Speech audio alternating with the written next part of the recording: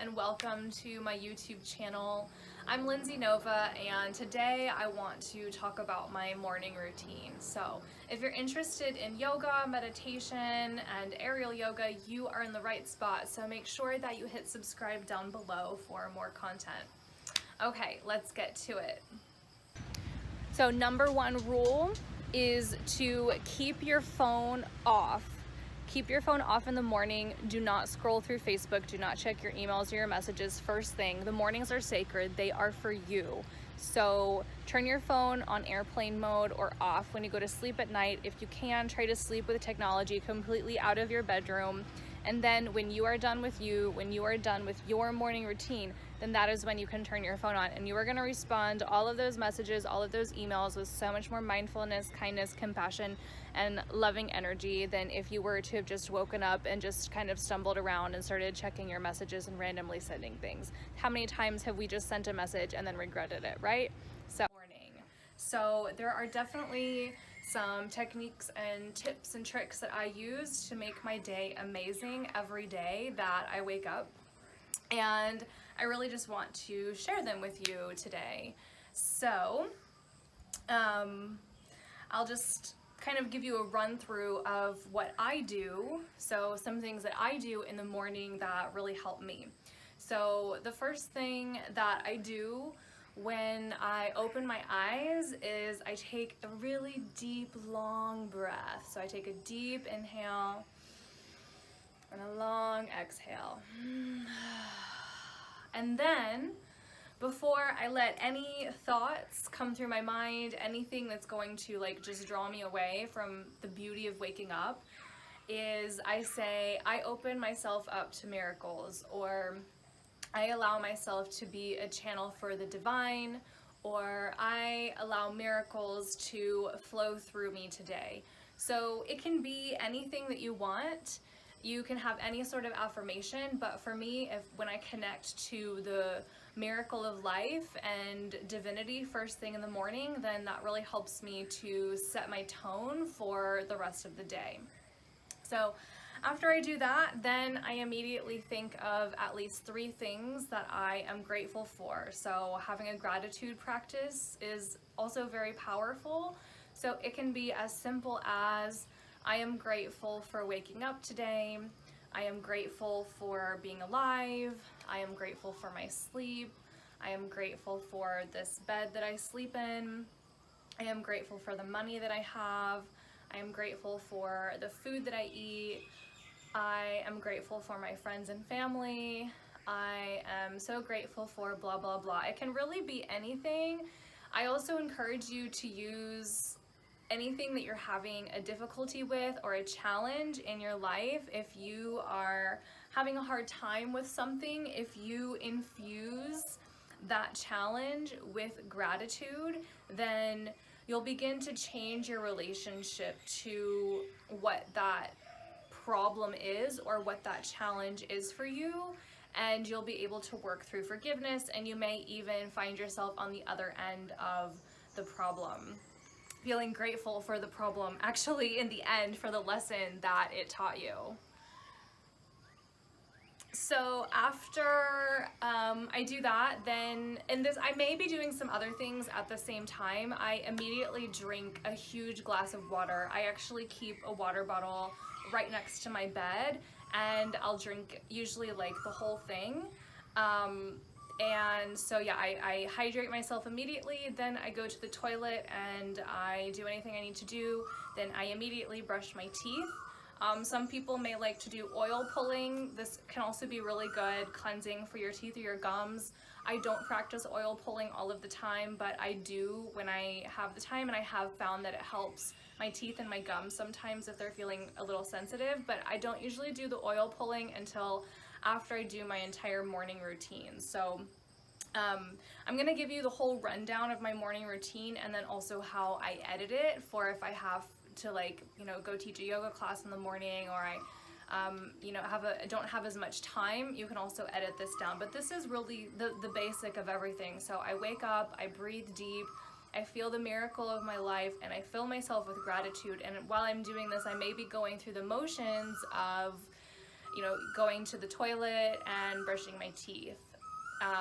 I also may like to look in the mirror sometimes, look at myself in the eyes, and I also like to recite the Hawaiian prayer, the Ho'oponopono. There's a few different ways that you can say it, but the way that I say it is, thank you, I'm sorry, please forgive me, I love you. And so sometimes I'll just recite this silently inside my mind while I'm brushing my teeth, looking at myself in the mirror, and then I'll end it by saying thank you 3 times and I love you 3 times. So this is also another really powerful practice, and I'm not going to get into that all right now, but I'll probably make a whole nother video just on that practice itself. So excuse me while I look at my notes here. Okay, so after you've brushed your teeth, then now it's time to do meditation and breath work. So it's important that you have a sacred space to meditate in or to practice in. So for me right now, it's my bed. So I meditate in my bed every morning. I have been traveling for 3 years, so I don't have a regular space really to practice in, and for me this is a really personal time. So I want to be comfortable, so I like to have, you know, my bed is nice and soft, and I have cushions and pillows and everything. So for me, it just makes sense to do it in my bed. But, you know, for you, if you actually live, I do have a house here in Thailand, but a lot of times I'm living out of hotels and resorts and other types of things, so it's not really very practical for me. You can also sit on the floor of your room, you can make lots of nice cushions and yoga mats, etc., but it's important that you create sacred space. So one way that I create sacred space is I basically create an altar on my bed. So I set out crystals around my body in a circle, and I have crystals for every color of the chakra. And so I set out the crystals all around my body, and then I have a few statues that I also travel with as well. So I have a Ganesha statue and a Krishna and Radha statue, and I also have oracle cards, and I have a few other photos of some Hindu gods and goddesses like Shiva, Lakshmi, and Saraswati. So just depending on how elaborate I want this practice to be in the morning may depend on how elaborate I make my sacred space. So if I have enough time, I'll do the whole setup with everything, but if I'm limited on time, then I may just jump right into the meditation. So when you meditate, you basically you want to sit like how I'm sitting right now, so just legs crossed. You can also do it kneeling or sitting in a chair if you have any injuries. But the most important thing in meditation is that your spine is lengthened, your spine is long, because our spine is the central highway of our body on a physical and energetic level. Our spine is where our nervous system, all of these nerves, they run through, so it communicates messages and signals from our brain to our body and from our body to our brain. So when we're physically aligned, we're also energetically aligned. So we begin to connect these two worlds together. So now, the meditation that I practice is Japa meditation. And this meditation, it may not be for everybody. Japa meditation is a mantra meditation, and so I use mantras that resonate with me. But you can also use I use mantras in Sanskrit, but you can also use mantras like an affirmation. So if you don't want to use something that's in another language, you can use your own language. And so an example would be, you could say, I am love, or I align with the highest frequency of love, this sort of thing. And so with Japa meditation, you recite a mantra 108 times. So you may be wondering, okay, how can I keep track of that? So basically what you do is you use these beads. So these are called mala beads.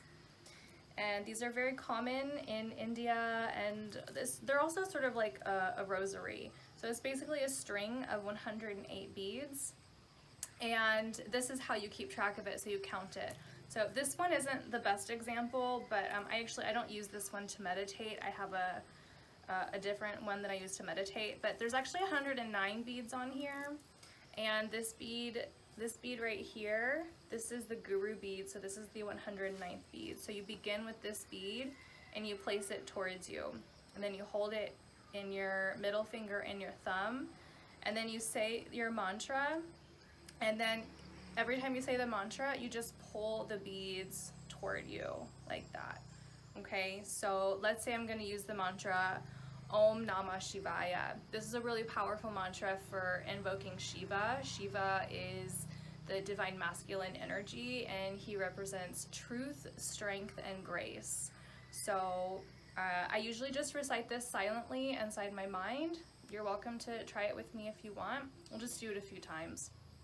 So just Om Namah Shivaya, Om Namah Shivaya, Om Namah Shivaya, Om Namah Shivaya, Om Namah Shivaya, Om Namah Shivaya, Om Namah Shivaya, Om Namah Shivaya, etc. So you basically just keep going, and you don't have to think about how many you're doing, and you'll just make your way all the way around the beads until you make your way back around. So once you feel the guru bead, then you know that you've done your 108 rounds of the mantra. So the two mantras that I use right now primarily are a Durga mantra and also the Om Namah Shivaya. So those are the two mantras that I work with, but I also have other mantras that I use. Again, it depends on what sort of energy I'm working with. If I'm working with wanting to cultivate more love or more abundance, or if I have a blockage, then I may call upon Lakshmi, Ganesha, Saraswati for like a creative project, that sort of thing. So, but I almost always do the Durga and the Shiva mantra. So now, after I have done the meditation, then I move on to my pranayama practice. And pranayama we commonly refer to pranayama as breath work. But pranayama is actually the control and expansion of your life force energy. So prana is our life force energy, and we have an abundant reservoir of life force energy within us and all around us. And so I'm really lucky and blessed to live in really beautiful locations such as Thailand that are less polluted than other places. I mean, there's certainly polluted places in Thailand, but I'm in the jungle right now, and so I get to breathe in all of this beautiful fresh air from all of the greenery around me. So one important thing to note when you practice pranayama is if you're in a hot country like myself and you don't have air conditioning, you actually want to turn your fan off, because when you have a fan circulating while you're practicing pranayama or even meditation, it's actually going to disperse the prana. So it's actually more beneficial to practice when the air is still. I also generally prefer to practice inside, but you can also practice this outside as well. So generally, the pranayama techniques that I do are designed to raise my energy and to expand it, and then I bring it back down. So I could make a whole nother video on exactly what my pranayama practice is. Actually, I am about to release like a 5 or 6 part pranayama video series, so that's coming to my YouTube channel. So the breath work that I do, I practice Kapalabhati, I practice Nadi Shodhana, so I raise my energy, I bring it back down. I combine this with mudras, which are hand gestures, and kriyas, which are internal movements, as well as bandhas. So I have sort of my own system that I have been developing as I study different sorts of energy practices, basically. So, so I do my pranayama practice, and after I've done all of this, now this is when I will light my Palo Santo or my sage.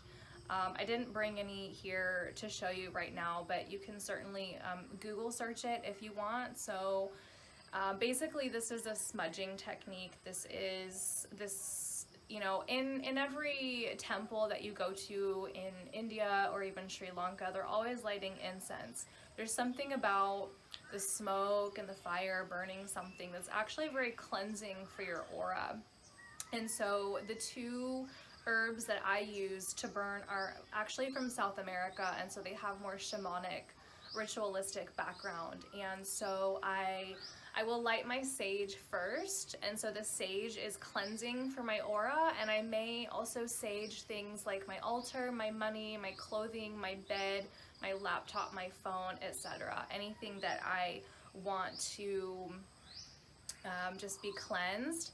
And then after that, I will light my Palo Santo. Now, Palo Santo is more of a protective herb, and so I will light the Palo Santo, and again, I will smudge the same thing. So I always start with my body, and then I go out to other things, maybe my whole house if I'm like really feeling it.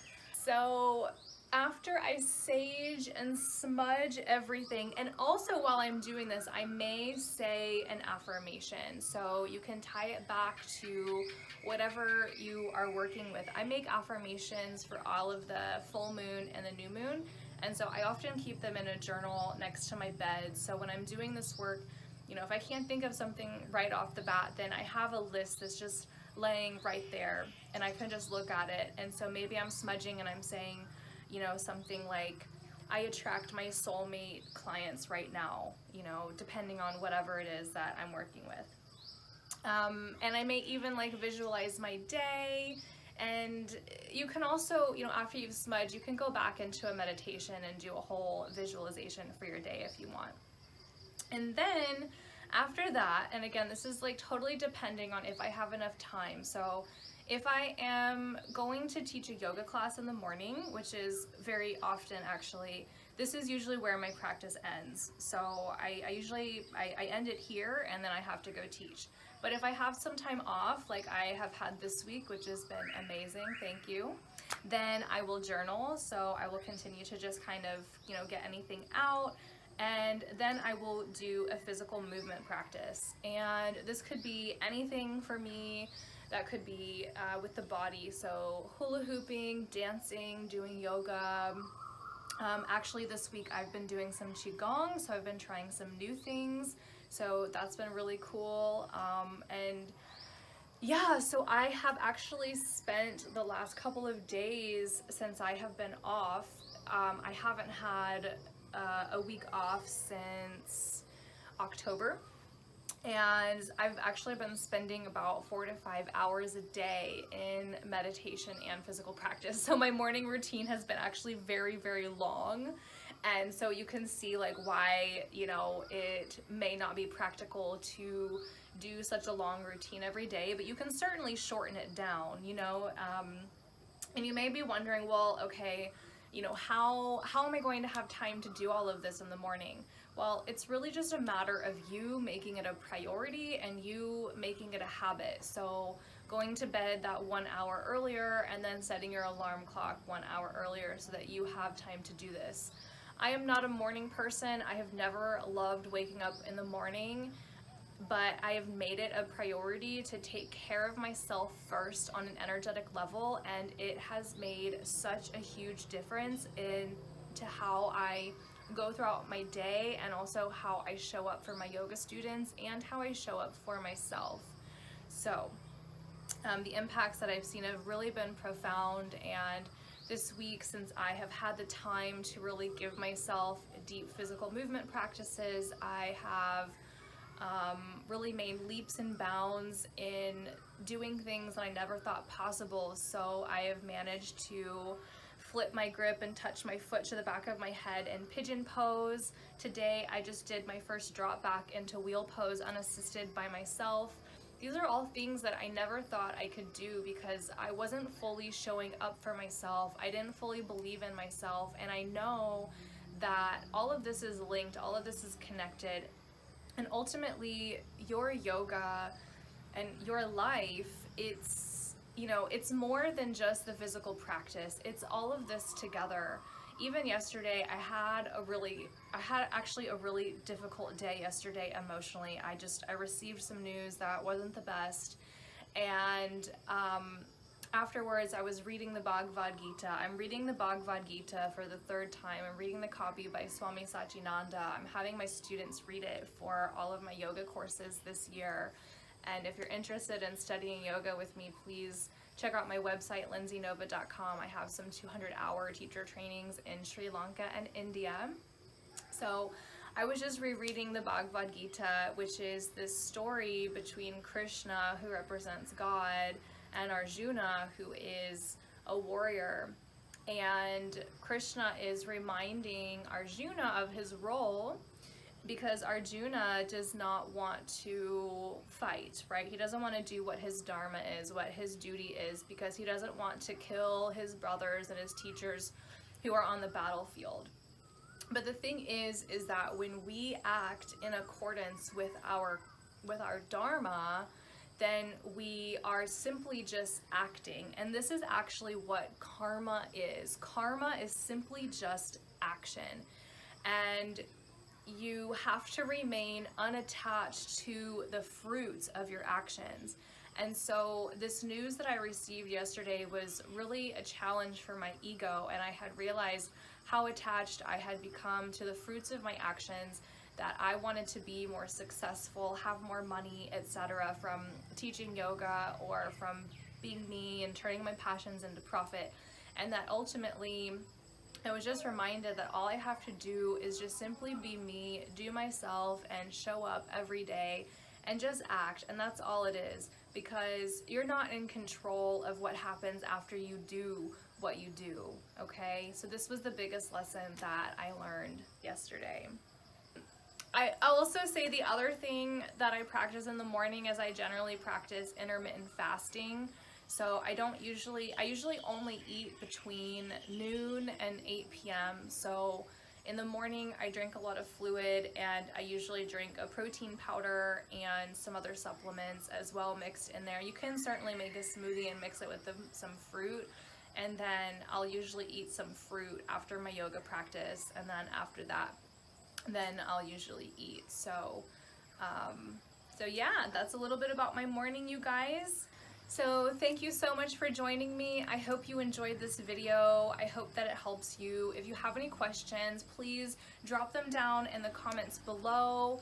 Give me a like and a subscribe if you really enjoyed this, and I hope to see you soon. Namaste, Sat Nam.